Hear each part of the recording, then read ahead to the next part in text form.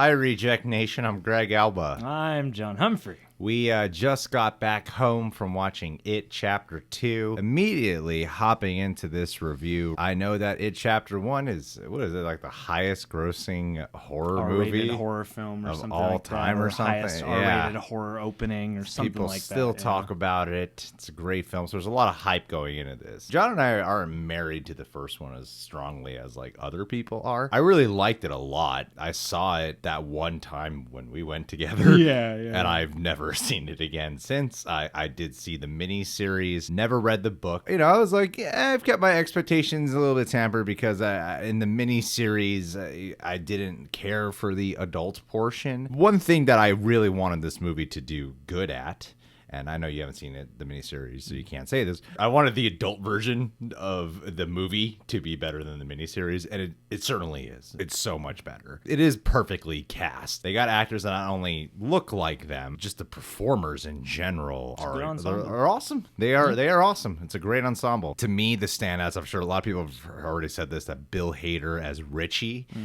he is wonderful in the role. Like he's really funny, but there's a lot of nuance to his performance. Beyond being the most standout performer, he's also the best written character in this movie. The characters, when you meet them now, don't get a whole lot of development. And yeah, Richie and then Eddie, played by James Ransone, they both get arguably the most current day development, and so there's more to latch onto with those characters. I do think that there are some great visuals in here. I feel like Andy Muschietti and team really conjured up a lot. Conjuring. I feel like Andy Muschietti and team really thought of, you know, a lot of cool sequences or what they can do a little bit different, or things that imaginative horror. Yeah, maybe things they couldn't even do in the first one that they decided to bring to here, like a wide variety of creatures that stem from practical effects to performers and makeup to just flat out CGI. And there's some pretty good CGI in here too. Apparently those kids are de-aged. So yeah, weird, but there are cool. Some old flashbacks and some new flashbacks, and you know, just Finn Wolfhard's head just is a different shape. That's the way it goes. That's what happens when kids grow up. I think there's some really cool visuals in here. The thing is, when I was walking out of this movie, we were talking in the car ride back, I realized that in order for me to tell if I like this movie, I would need to bring a notebook with me. Yeah, you got to kind of write down a list of pros and cons. It's literally, I would need to tally when I'm bored and when I like something that's going on. Because that was majority of my experience with this film. I was either like not that interested or just plain and simple, like kind of checking out or bored, to, oh wow, like sometimes it was within the same scene. I would not be, I wouldn't care what's going on. I'm like, come on, whatever.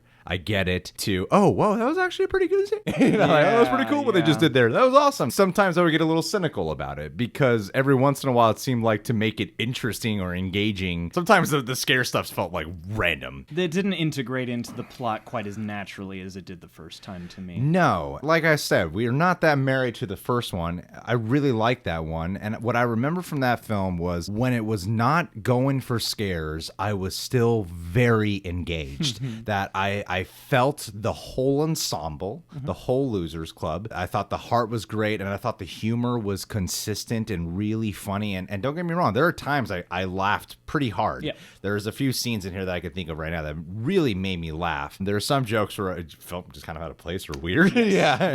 For me, this is the definition of a mixed bag, and I honestly don't, maybe by the time we're done filming, I can tell if I like this movie or not, because right now I can't tell if I actually like this film, because it actually even though I think it's better than the miniseries, to me it still suffers from a lot of the issues that I had with the miniseries, because this takes place 27 years later. You're checking in with these guys as adults early on in the film. You see where they're at this point in life, and then when they get called back to Derry because Mike, played by Isaiah Mustafa, he still lives in Derry, and he thinks Pennywise is back in town. As the rest of the cast comes together, you know, you start seeing like, oh, they actually don't remember jack about what went on.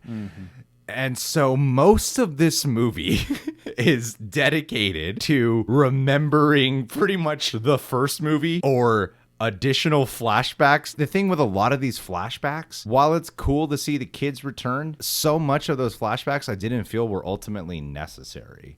In fact, they actually made the adults less interesting for so much of the film. When they first unite, I felt the ensemble. I'm like, oh, wow, they did it. The whole ensemble's here. But as the movie went on, I started feeling less for the ensemble and started really only caring about Bill Hader and Jay Ryan and James McAvoy when he's being intense. And that's pretty much where I landed with the performances. And no one suddenly started sucking in the film. It's just they were the ones I ended up caring for. Whereas in the first one, I remember really caring about everyone who was there. I felt some people could have been serviced a little bit more, but I still cared about the group. This film is weird to me because it is not enough of a film to really commit as hard as it arguably should for the amount of character they want to throw at you, because it's trying to also be a blockbuster horror movie, basically. So we can't get too deep down that rabbit hole. And what you end up with is a lot of moments that serve to develop characters or whatever. But yeah, the film to me especially got hampered basically by the past and by nostalgia and by the love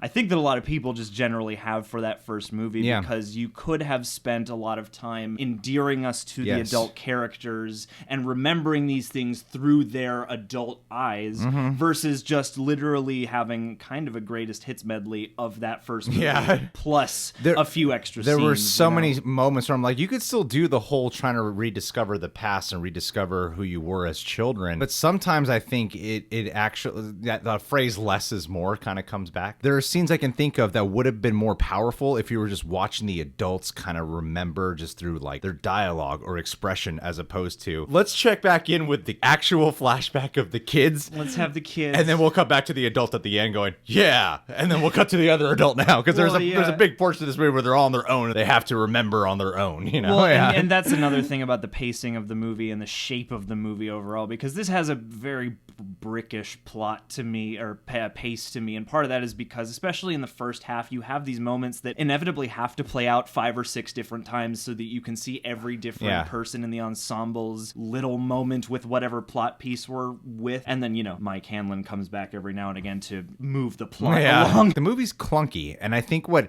helps the clunkiness of the film, Andy Muschietti like mastered cool transitions, because there's some flashed back to Saw 4 with how many just like clever, like, here's a wipe, or here's like a match I could see that. I mean, I feel like it's bigger a lot more budget respectable in this environment. Yes, it is a lot more varied in its visual style. There are times where I'm like, that's a cool transition, which I felt they really needed in order to make the amount of cutting around to so many different things that were going on. From my understanding, that's how it is in the book. The adults are trying to remember, blah, blah, blah. The miniseries does it. I guess I had this expectation going in. Like, I don't have this expectation of one is so great, this movie better be as good. That's not at all what I expected. The only expectation I actually had, all right, I get it. They did It Chapter 1 where they're kids. Then we could do It Chapter 2 where you get the adults. So let's get to know them as adults. I really felt like I didn't really get to know them as adults, most of them. So much of it is just dedicated to who they were in the past and just trying to remember. If you really look at the actions they have to do when going up against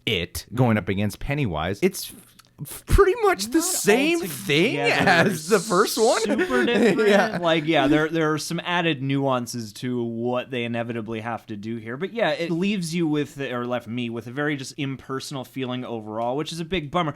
Not that they're similar in very many ways, but I felt kind of like I did with The Hobbit, where I was like, oh, so much great casting. Like, I'm really excited to see these actors kind of get lost in a big cacophony of different things that are happening. And so I feel like the performances and some of the context behind them are affecting. But one thing that was hugely missing from this movie for me, that was everyone's favorite part of the first one, is an ensemble vibe, or you know, like some kind of energy that exists within a group that you can endear yourself to. And the movie, to me, rested most of that effort on the previous movie's effort. Absolutely. I had 2 thoughts that kept popping in my head. I was like, this movie's so in love with itself, and it's so in love with the first movie that it's forgetting to introduce me to all these these new actors that I know are the same characters. Yes. It's like you can't just count on the fact that I like James McAvoy and Bill Hader and whoever. Yeah. They really could have serviced the character. And I don't, like I said, I haven't read the book, but even if like all this does go on in the book, that doesn't mean it's all necessarily going to translate to a well-made film. I really wasn't aware going into this movie that this was going to be primarily what I had an issue with. I like it's a long movie. I really felt it. I like and early on,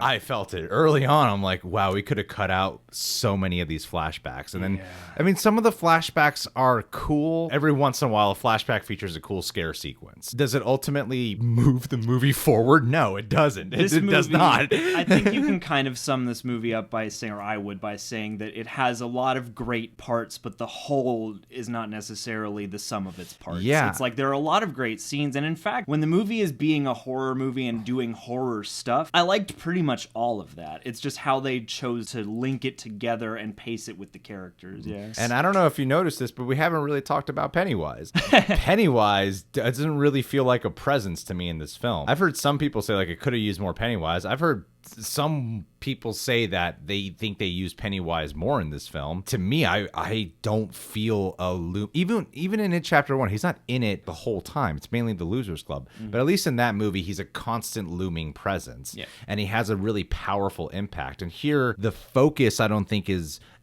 anywhere near as strong as the first one, and I don't think its structure is anywhere near as well told. And it doesn't, so I would kind of forget about Pennywise the clown. You know? Well, yeah, and it doesn't actually, or to me, it didn't paint a very clear picture of the state of Derry in the present and what its reemergence is doing to the town or anything. It makes this situation feel very insular and isolated to these people, even though it's not. I think Bill Skarsgård, when he's doing his dialogue and everything, he's a lot of fun to watch. He's definitely not scary in this movie. And I think the scary stuff, I mean, I wasn't ever really scared. I think the most exciting tense stuff came from when it wasn't Pennywise the clown. Yeah. Technically, it's all coming from the character Pennywise. But when when it wasn't, Bill Skarsgård, that's when it was actually like, ooh, that kind of threw me off, Yeah. And I mean, from my understanding, that is, an aspect is like it takes on a lot of forms and stuff like that. And part of the fun of the second half, theoretically, would be that, we don't only see the clown. Yeah. And I do agree that a lot of the times the more surprising and the more intriguing things are those because they're new.